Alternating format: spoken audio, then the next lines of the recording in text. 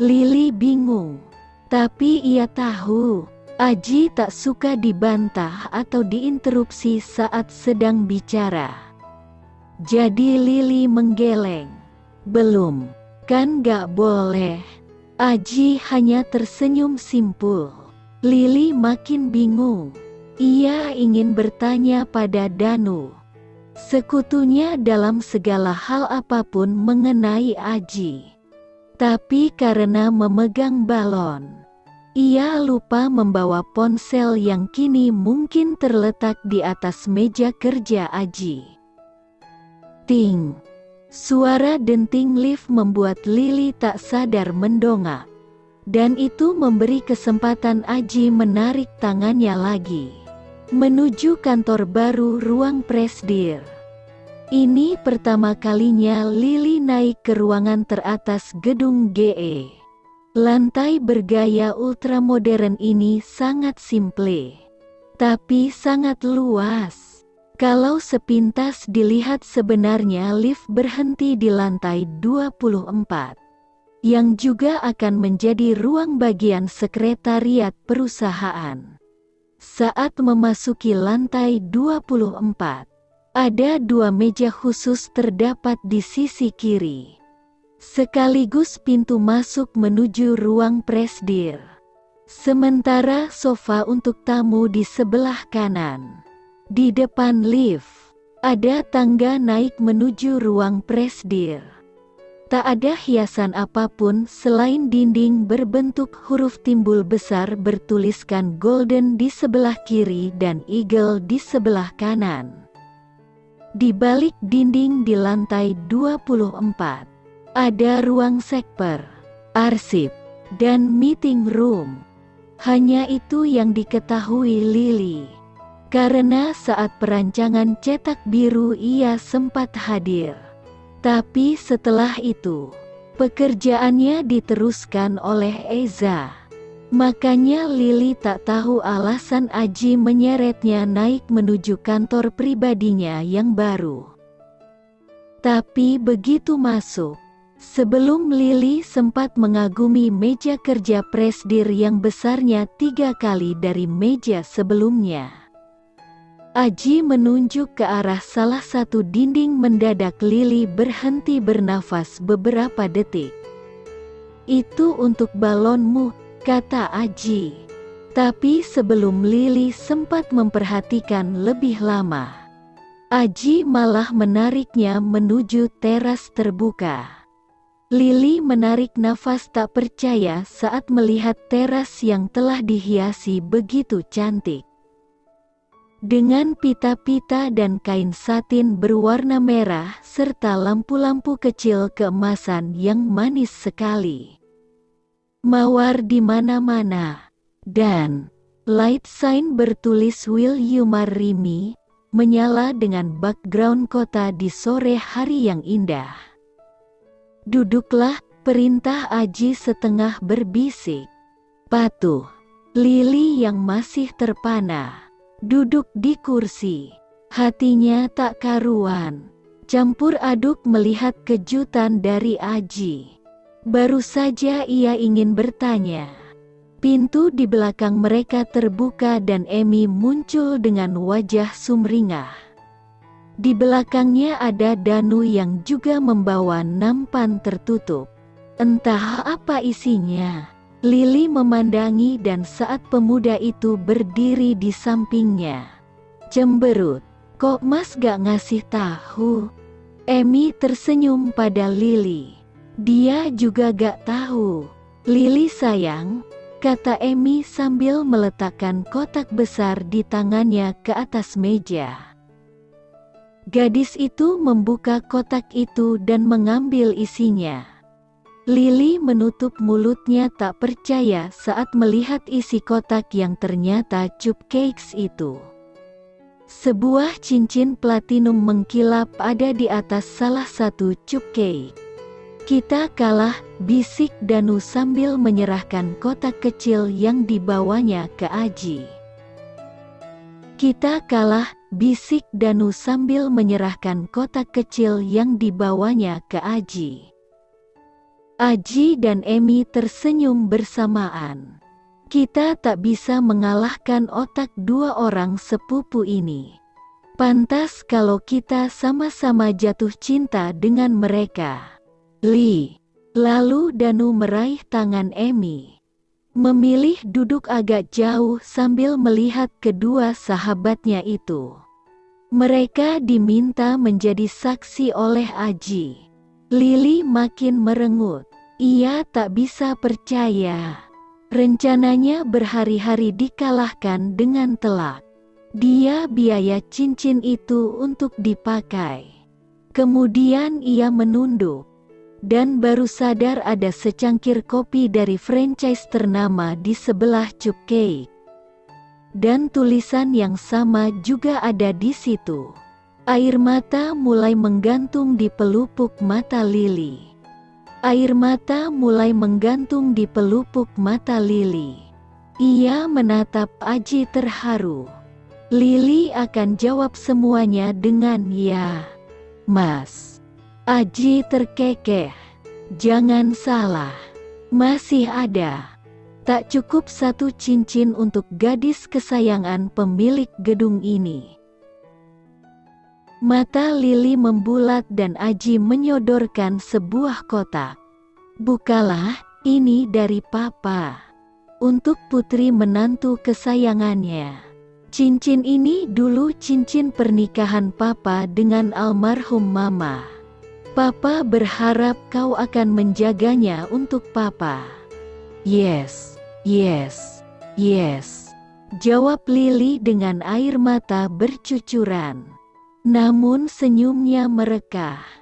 Matanya menatap bahagia pada Aji sembari memegang erat-erat cincin yang berwarna kuning keemasan itu. Kini ada 2 cincin yang telah diberikan Aji. 2 cincin yang akan mengikat hatinya selamanya hanya untuk Aji. Untuk menjadi kekasih dan menantu keluarga Al-Farizi. Aji tersenyum sebelum menggenggam erat tangan Lili sambil berbisik. Saya ingin kamu, Truly Amanda, menjadi istri saya, menjadi pendamping saya, menjadi kekasih saya, menjadi ibu anak-anak saya, menjadi menantu untuk papa saya dan saudari untuk adik saya. Saya tahu kita tidak akan selalu berada dalam masa-masa bahagia. Tapi saya ingin memberikan kebahagiaan untukmu. Ingatkan saya janji ini. Stop, pekik Lili tiba-tiba sambil menutup mulut Aji. Kalau semua Mas sebut sekarang, entar di pernikahan Mas ngomong apa dong? Tangan Aji menarik tangan Lili yang menutup mulutnya dan ia kembali berbisik. Kalau begitu sisanya akan saya selesaikan nanti ya. Gak juga. Gak apa-apa, Mas. Yang penting Mas harus hafalin nama Lili ya.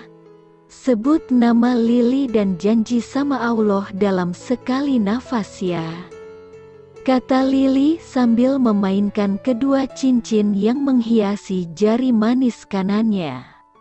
Aji mengangguk setuju. Tak jauh dari mereka, Emi berbisik pada Danu. Awas kalau entar niru ini semua ya. Cari yang lebih baik dari ini untuk ngelamar aku, mengerti? Monster playboy bernama Danu hanya bisa mengangguk pasrah. Dalam hati menyumpahi sahabatnya Aji, yang melamar saja sampai harus mengeluarkan semua ide sekaligus. Apalagi coba yang tersisa sekarang. Ya Tuhan, bantu aku meluluhkan hati cewek kepala batu ini.